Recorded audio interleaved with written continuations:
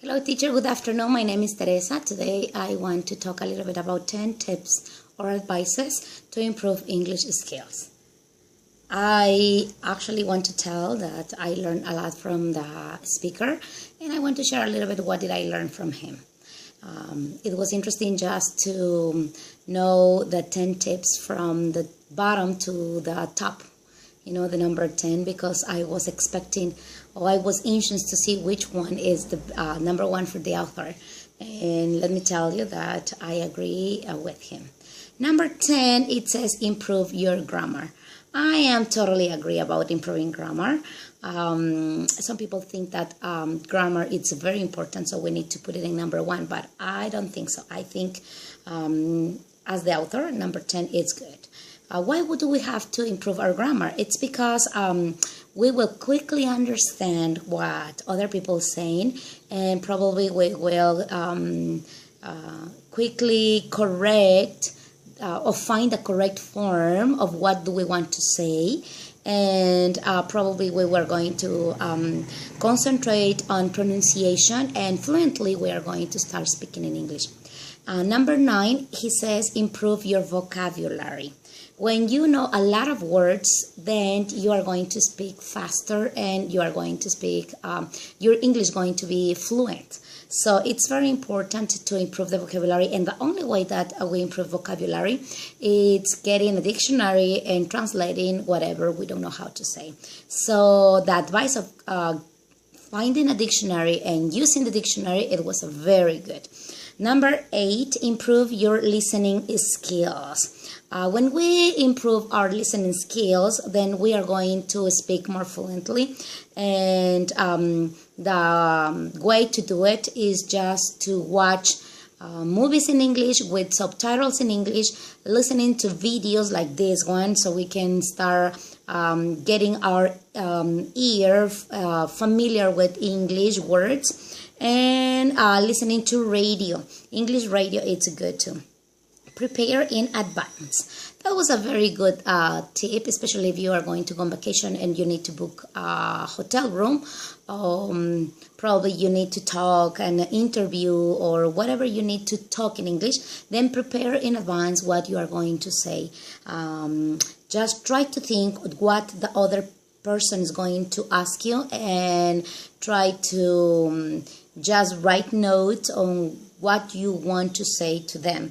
It will help you, but as the speaker said, probably you will not have sometimes opportunities to prepare with advance and a conversation.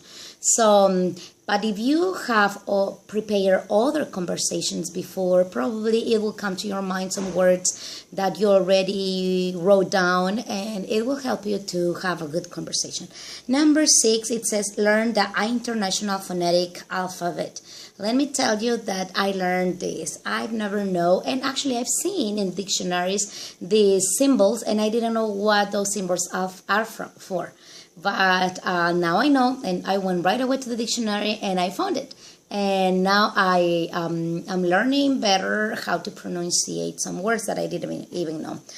Using symbols will make you feel confident while the time when you have to speak. So it will be good to just interpret what the symbols are.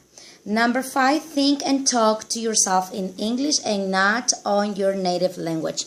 Well, that was a very good. I tried this before, just looking at myself at the mirror, or just when I'm waking up and just start saying some words in English, just the common phrases that we normally say.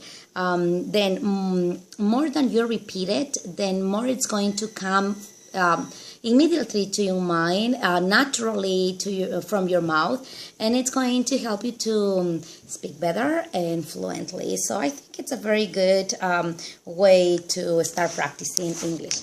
Ouch. Now, number 4, it was practice speaking with other students.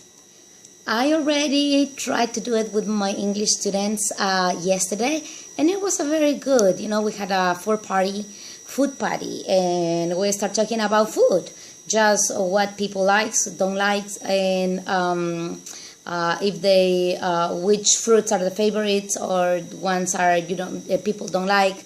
and everybody was just start talking, and they felt confident on just simple topics. So I think it's a good idea just to find a partner and start talking every day, even if it's a little while. It will help them a lot. Number 3, travel to an English-speaking country. For my experience, that's what I did. I learned English just traveling to the United States, and I learned, that helped me a lot. And in the beginning, I didn't know how to speak any English at all, but just practicing listening and forcing my brain to speak English, then I ended up speaking a little bit. Number 2, speak with native language speaker.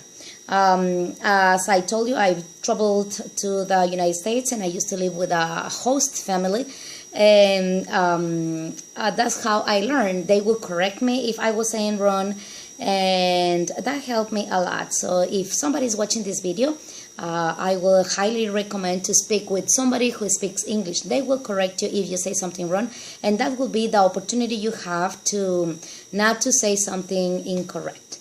And number 1, finally, the most important tip, according to the speaker, it says, do not be scared making a mistake. We as adults, we want to be perfect, and we don't like to make mistakes. We like to say things in the right way, and because we don't know how to say, then we don't say anything. And that's the worst option we can choose. We need to speak even though we probably don't know how to say, or probably we don't know how to pronounce it correctly. Then we have to do it, because that will be the only opportunity we have to improve our pronunciation and our speaking skills. So don't be shy. Mistakes are good because we learn from mistakes. In fact, if we don't say mistakes, then nobody is going to tell us that we are wrong. And if you have the opportunity to talk with somebody who speaks English, then ask them to correct you, and just tell them to correct you at the end of whatever you are saying, because it's good for you just to say everything and then realize what did you do as a mistake. So, well, that was it. Those are the 10 tips I learned from the video. Thank you for watching.